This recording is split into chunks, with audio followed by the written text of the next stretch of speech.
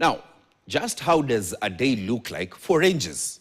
Well, as the world commemorated World Rangers Day on Thursday, KTN's Catherine Imuraget spoke to two rangers, Purity Wamuyu and Edward Nderitu, and now brings us their story of hardship and perseverance. World Ranger Day, celebrated on July 31st, is a day to recognize the extraordinary work of rangers across the globe. Often working behind the scenes, rangers are at the heart of transformation in conservation, supporting both people and nature. In the face of climate change and biodiversity laws, rangers are deeply rooted in the communities they serve. They are not only stewards of nature, but also frontline responders in times of crisis. Today, we took a moment to speak to the Rangers' front lines, Purity and Edward, and share their stories.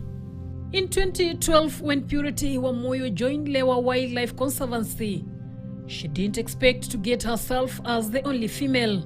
At first it was tough, and also it's like I was shy. I was afraid of what will happen, but later on I gained my courage. In 2023, Purity was publicly honored by Lewa and Kenya Wildlife Service during World Ranger Day for her unwavering dedication to wildlife protection. Our work is not seen because we are working behind the scene, so nobody recognizes the rangers. So we want to be recognized and seen as people who are bringing impact to the country as well as in the communities. Purity's work extends beyond the conservancy, helping community recover stolen livestock and mitigate human-wildlife conflict in areas outside Lewa's borders. And today, Lewa counts at least 11 women rangers, and she actively mentors new recruits.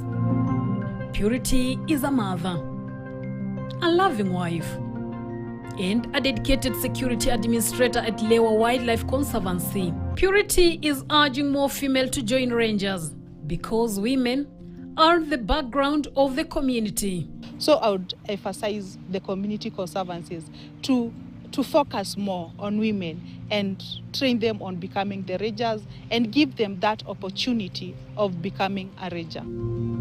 Edward Nderitu, on the other hand, is head of anti-poaching unit at Lewa Wildlife Conservancy.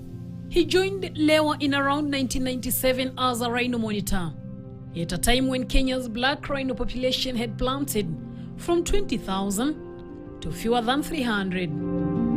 He says working with the community has helped in wildlife conservation.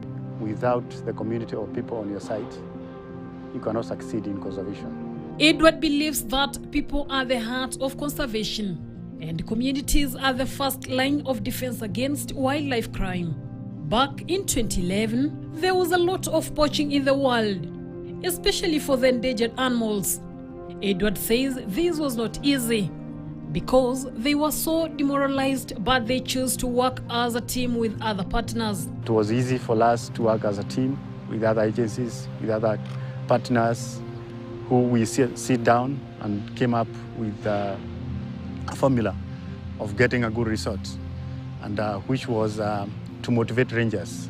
Edward was awarded the inaugural Task Wildlife Ranger Award by Prince William in 2015, recognizing his leadership, bravery, and commitment to wildlife and community security. This year, as any other year, we are going to have rangers in different locations all over the world, in Africa, in Kenya.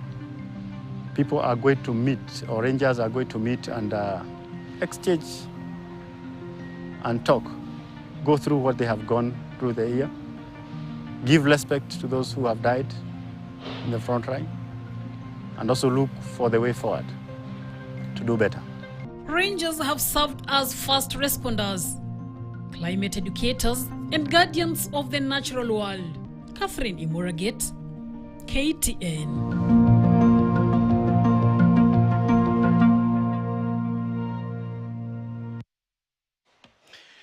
Inspiring story right there by Catherine Imuraget. Now, let's take a look at what is on Kenya's bold newspaper tomorrow, the Saturday